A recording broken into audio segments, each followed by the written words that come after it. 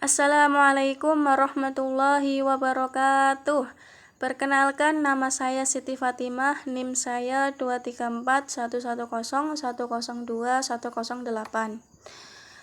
Dalam kesempatan ini saya akan menjelaskan tentang sejarah Islamisasi di Banyumas.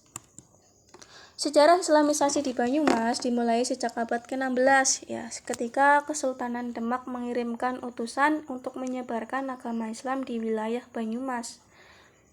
Pada saat itu, Banyumas masih dikuasai oleh kerajaan Hindu-Buddha Kalingga yang kemudian mengalami kemunduran. Namun, masuknya agama Islam di Banyumas itu tidak berjalan mulus. Yang namanya menyebarkan agama Islam pasti ada tantangannya.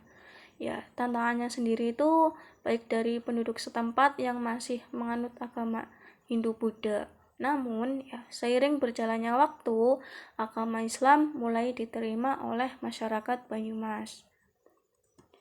Salah satu tokoh yang berperan penting dalam penyebaran agama Islam di Banyumas adalah Syekh Maulana Maghribi, yang merupakan seorang ulama asal Banten yang datang ke Banyumas pada abad ke-17. Beliau ini memiliki ilmu agama yang kuat sehingga mampu mempengaruhi masyarakat Banyumas untuk memeluk agama Islam.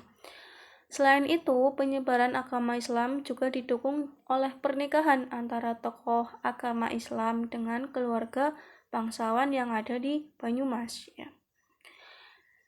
Pada masa kemerdekaan, Banyumas menjadi salah satu daerah yang sangat berperan aktif dalam perjuangan kemerdekaan Indonesia. Ulama dan tokoh agama Islam di Banyumas turut aktif dalam gerakan kemerdekaan seperti Syekh Muhammad Hadi dan Haji Saman Hudi. Keberadaan Islam di Banyumas masih tetap kuat hingga saat ini dengan banyaknya masjid-masjid dan pesantren yang tersebar di wilayah Banyumas. Awal Islamisasi di Banyumas dapat dikaitkan dengan ulama dari Arab pada abad ke-15 Masehi. Salah satu ulama yang terkenal adalah Syekh Waliullah Qutbuddin, yang juga dikenal dengan sebutan Syekh Waliullah Banyumas. Beliau datang ke Banyumas pada tahun 1447 Masehi dan berhasil menyebarkan ajaran Islam di daerah Banyumas ini. Selain Syekh Waliullah Banyumas, terdapat ulama lain yang berperan aktif dalam penyebaran agama Islam di Banyumas. Salah satunya ialah Syekh Waliullah bin Umar Al-Qurdi, yang juga dikenal dengan sebutan Syekh Blandong. Syekh Blandong merupakan turunan dari ulama besar yaitu Yusuf Al-Qurdi dan memiliki peran penting dalam penyebaran Islam di Banyumas pada abad ke-17 Masehi. Peran kiai dan ulama dalam Islamisasi. Proses Islamisasi di Banyumas tidak luput dari peran ulama lokal. Ulama lokal itu berperan dalam Islamisasi di Banyumas antara lain Kiai Wasiuddin Maghribi, Kiai Abdul Jalil, dan Kiai Abdul Wahab. Mereka menyebarkan ajaran Islam melalui metode dakwah, metode pendidikan, dan kegiatan keagamaan. Para ulama ini juga mendirikan pesantren dan masjid sebagai pusat pengajaran dan ibadah bagi masyarakat Banyumas. Secara bertahap, ajaran Islam ini semakin diterima oleh masyarakat Banyumas dan menjadi agama yang dominan di daerah tersebut. Hingga saat ini, Islam tetap menjadi agama mayoritas di Banyumas dan memiliki peranan yang sangat penting dalam kehidupan sehari-hari di masyarakat Banyumas. Beberapa peninggalan Islam di Banyumas Masjid Baitur Rahman Banyumas. Masjid ini merupakan masjid terbesar dan tertua di Banyumas. Masjid ini didirikan pada tahun 1803 oleh seorang ulama yang bernama Kiai Wahid. Masjid ini memiliki arsitektur yang khas dengan pilar-pilar kayu yang besar dan atap yang tinggi. Makam Syekh Abdul Rauf Singaparna.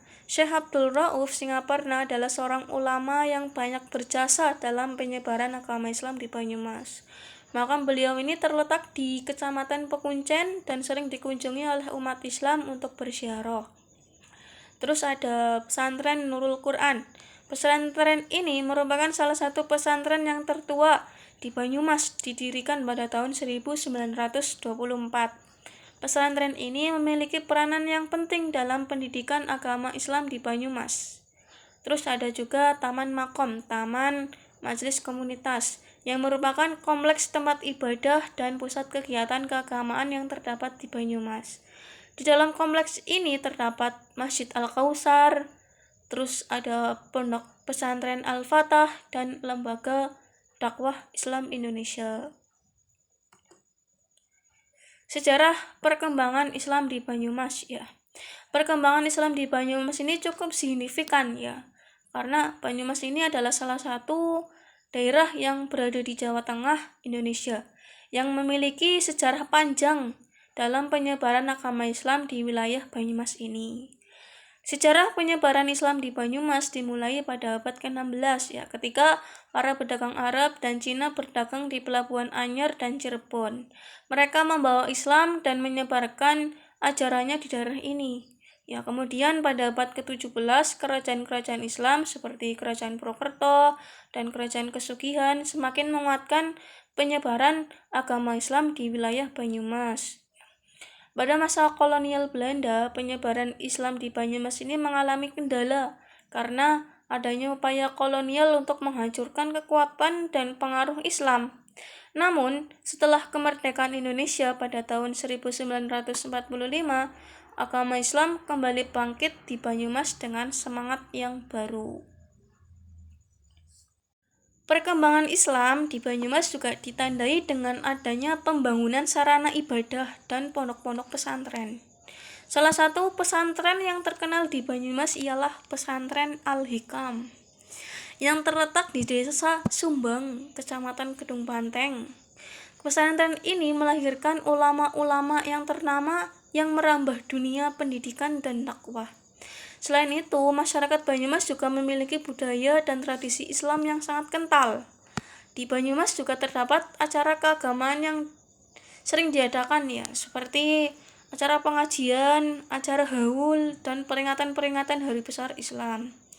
Masyarakat Banyumas juga memiliki adat istiadat yang dipengaruhi oleh Islam, seperti adat nikah, adat kematian, dan adat makanan. Dengan demikian, perkembangan Islam di Banyumas dapat dikatakan cukup baik ya, di mana agama Islam ini sudah menjadi bagian yang tak terpisahkan dari kehidupan masyarakat setempat. Keberadaan sarana ibadah, keberadaan pesantren, dan budaya Islam yang kuat itu menjadi bukti nyata bahwa Islam di Banyumas ini sudah berkembang. Terus manfaat mempelajari Islamisasi. Manfaat mempelajari Islamisasi itu dapat membantu kita dapat memahami akar sejarah Islam yang berada di daerah Banyumas. Terus dapat menghormati warisan budaya, terus dapat membina toleransi dan persaudaraan. Terus juga mendukung pengembangan pariwisata yang ada di Banyumas. Terus juga bisa menginspirasi komunitas muslim yang ada di Banyumas. Semoga bermanfaat ya. Terima kasih ya. Mungkin cukup sekian yang dapat saya sampaikan. Bila banyak salahnya, baik dari tutur kata saya atau penjelasan saya mohon maaf yang sebesar-besarnya. Akhirul qouli hada, wassalamualaikum warahmatullahi wabarakatuh.